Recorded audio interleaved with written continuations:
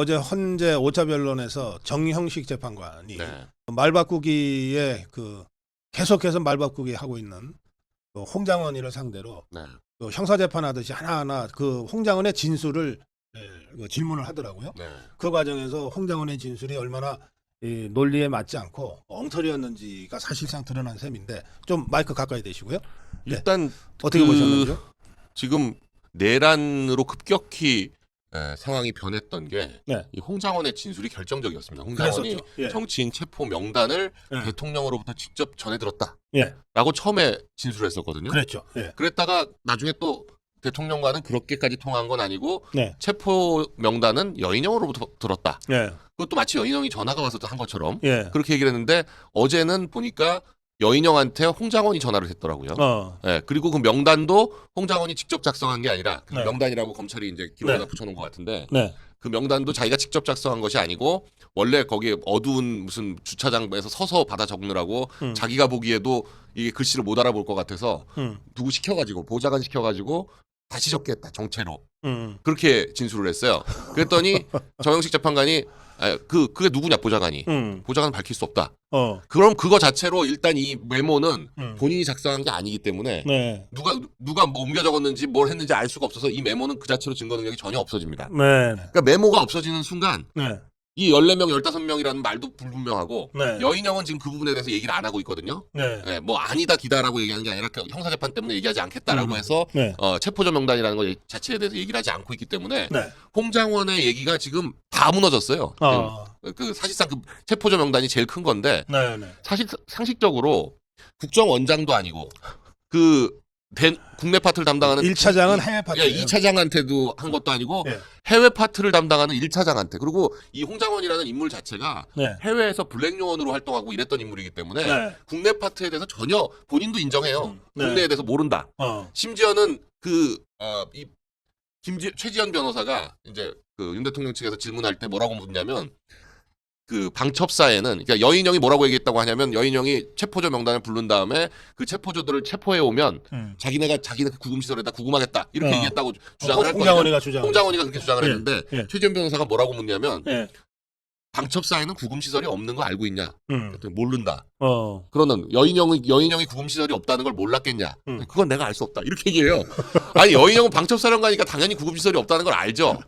거기다가 또 무슨 얘기를 하냐면 여인형이 체포 상황에 대해서 막 설명을 하면서 지금 급박하니까 체포를 도와야 된다. 이렇게 처음에는 체포를 요청했다 그랬다가 나중에는 체포할 수가 없지 않냐. 수사권이 없어서 체포를 못 하는 거 아니야. 그랬더니 체포를 지원할 수는 있다.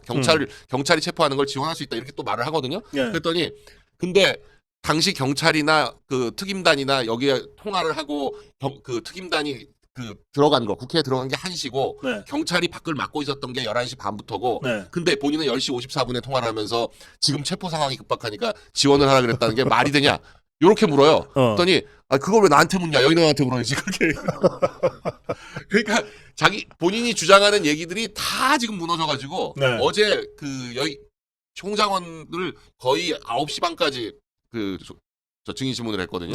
그러니까 홍장원에 대한 얘기가 홍장원이 제일 뒤에 증인신문을 했는데 그래서 이제 어제 언론에 대부분 못 났습니다. 그런 얘기들이. 이제 녹화 방송을 하는 방송 화면을 보니까 그런 중요한 얘기가 나중에 다 나오더라고요. 그러니까 정형식 재판관이 물은 부분도 있지만 윤 대통령 측에서 변호인단이 반대 신문을 한 게 아주 자세하게 홍장원의 진술을 전부 반박을 해가지고 그래서 정형식 재판관이 너무 말이 안 되는 소리를 계속하니까 그걸 물은 거예요. 여기 메모에는 체포 요청이라고 돼 있는데 요청이 말이 되냐 수사권도 없는데 어떻게 체포를 하냐 그랬더니 그 체포 지원으로 이해해달라.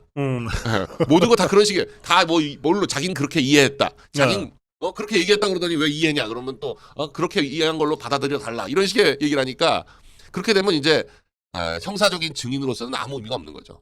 원래 이제 홍장원과 곽정근 이 두 사람한테 모든 얘기가 다 나온 건데 어제 보니까 이진우 특전사령관은 체포 지시 받은 바도 없고 국회 진입 지시 받은 바도 없다고 딱 그렇게 얘기를 하더라고요. 그러니까 이진우 사령관이 제일 중요한 역할이었는데 지금 이제 김용현, 이진우 가장 핵심적인 역할을 한 두 사람은 명확한 짓을 하고 있어요. 국방부 장관하고 수방사령관. 수방사령관이 수방사에 있는 군사경찰 특임대가 지금 280명이 국회에 진입한 거거든요.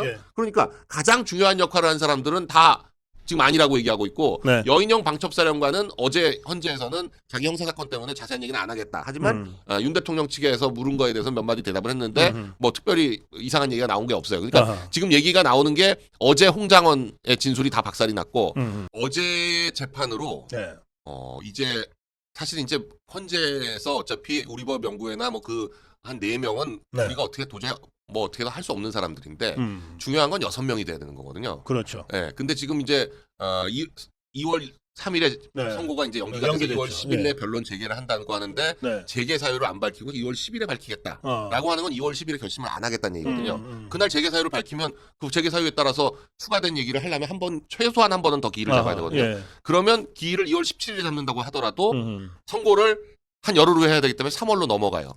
선고가 되더라도 네. 최상목 대행이 바로 임명한다는 보장이 없기 때문에 네. 이제 마흔역은 이제 더 이상 변수가 안 된다. 예, 이 들어와서 재판하기가 힘듭니다.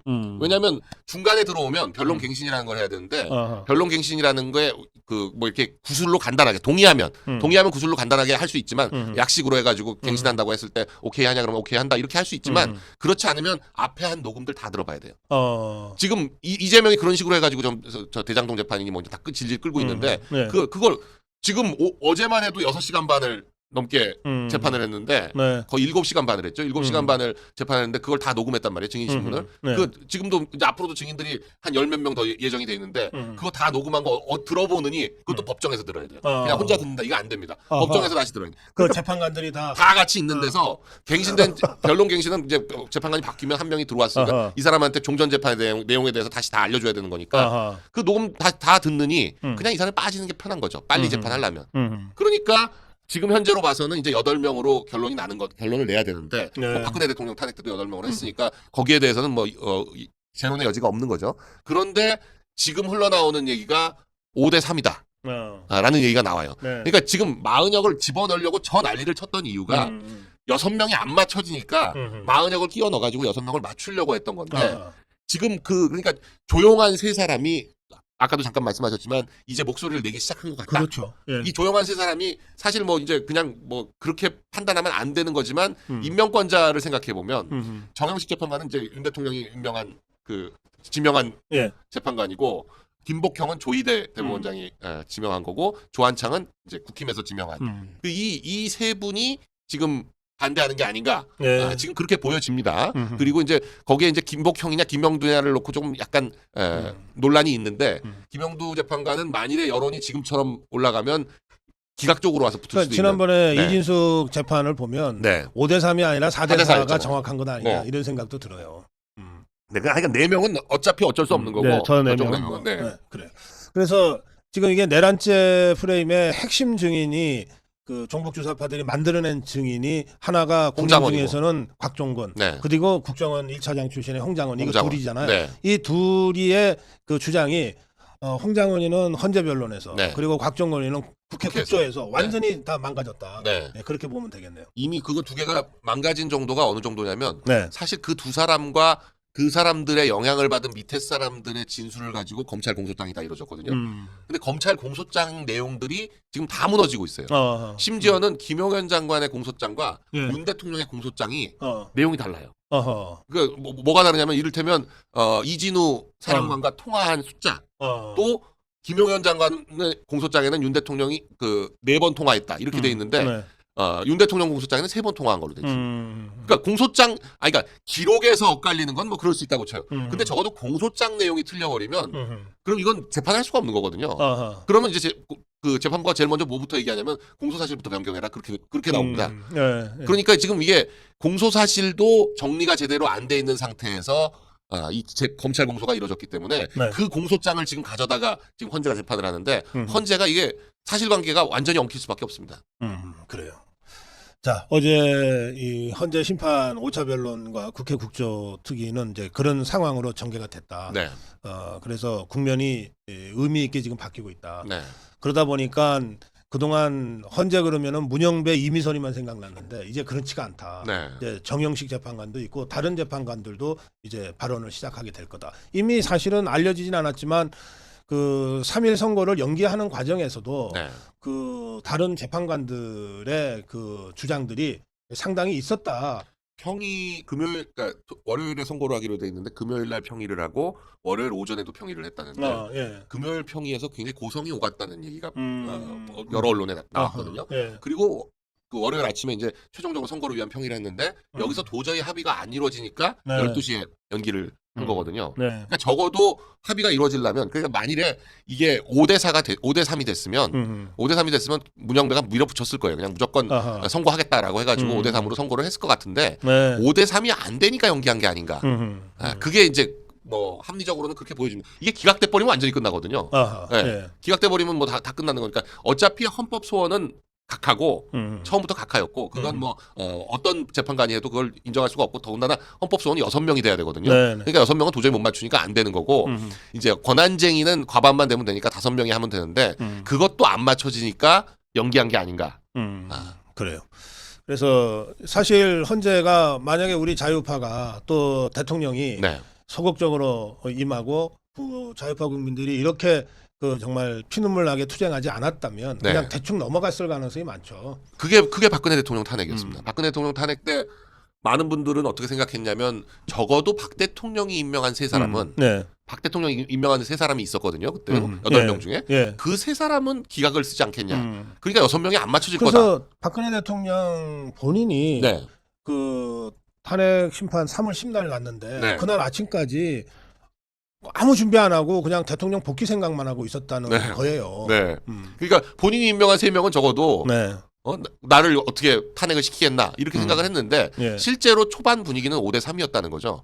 근데 뭐 이렇게 주말마다 촛불 집회하면서 사람이 뭐 점점 늘어나고 그러니까 그게 생각보다 네. 법관들이 굉장히 소심하기 때문에 음. 이 사람들 많이 모이는 거가 주는 공포가 대단합니다. 지금 이 서부지법 사태에 대해서 저렇게 민감하게 반응하는 이유가 이 판사들이라는 사람들이 생각보다 이런 저 군중의 압력 이런 거에 약해요. 그러니까. 예, 그래서 그때도 5대 3에서 그냥 나중에 가서는 8대 0으로 확 쓸려갔다는 건데 지금은 오늘 뭐 뉴시스에서 나온 거 보면 51대 47까지 좁혀졌더라고요. 인용이 51이고 기각이 47까지 네. 올라가서 예. 오차 범위 안으로 좁혀졌어요. 그렇습니다. 이건 예. 이제 헌재 판결의 인용 기각조차도 이제 여러 오차 범위 안으로 들어왔다는 건 대통령 지지율하고 헌재 판결의 인용 기각은 또 조금 다른 문제거든요. 네, 네. 그러니까 지금 국힘 내에서도 이상한 목소리 내는 사람들 있잖아요. 네. 한동훈 빠들 뭐 이런 유의 사람들이 이상한 목소리, 유승민이 뭐니 이런 목소리 내는 사람들이 있는 것처럼 국힘 지지율이 오르고 대통령 지지율이 올라도 탄핵을 인용해야 된다는 조금 더 높을 수가 있는데 이제 탄핵 인용조차도